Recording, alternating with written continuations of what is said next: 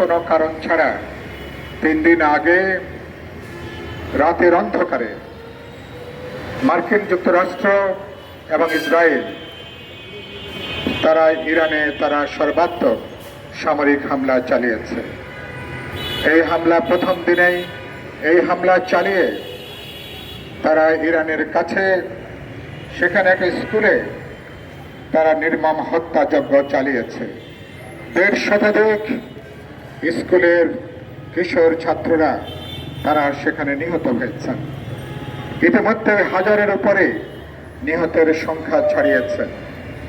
তাদের ক্ষেপণাস্ত্র হামলায় ইরানের সর্বোচ্চ ধর্মীয় নেতা আয়াতুল্লাহ ইমাম খামেনি তিনি নিহত হয়েছেন, তিনি শাহাদাত বরণ করেছেন। আমরা তার প্রতি শ্রদ্ধা জানাই, তার স্মৃতির প্রতি আমরা আমাদের সম্মান জ্ঞাপন করি। বন্ধুরা, আমি আজকে সমাবেশ থেকে আজকের এই ইরানের উপরে মার্কিন যুক্তরাষ্ট্র এবং ইসরায়েল তাদের যে যৌথ সামরিক হামলা, এই হামলার তীব্র নিন্দা জানাই এবং প্রতিবাদ জানাই। সকল আন্তর্জাতিক রীতিনীতি বিধিবিধান লঙ্ঘন করে তারা আজকে একটা স্বাধীন সার্বভৌম দেশের উপরে তারা যে হামলা আক্রমণ চালিয়েছে, এটা বাস্তবে এক ধরনের আন্তর্জাতিক সন্ত্রাসবাদ। মার্কিন যুক্তরাষ্ট্র তার নেতৃত্বে বাস্তবে দুনিয়াব্যাপী তারা যে রাষ্ট্রীয় সন্ত্রাস চালু করেছে, ইরানের সর্বশেষ এই যৌথ হামলা এটা তার সর্বশেষ একটা বহিঃপ্রকাশ।